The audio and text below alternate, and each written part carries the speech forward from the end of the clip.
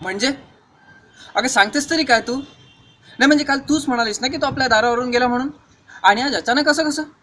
आणि काल तर मी पण बघितलं त्याला जाताना. नाही नाही, काहीतरीच सांगतेस. तसं नाही ग, तू खोटं बोलतेस असं मी नाही म्हणत. अगं पण हो, काल मी पण बघितलं त्याला. पण होऊ शकतं.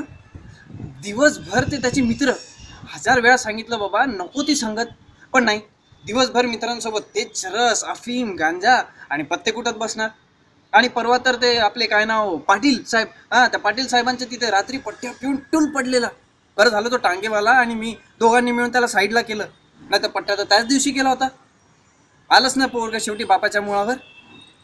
बरं काय ग, त्याच्या बायकोचं काय? नाही म्हणजे लग्नाला आता 6-7 महिने उलटून गेलेत ना, म्हणून विचारलं. अच्छा अच्छा, चला बरं आहे.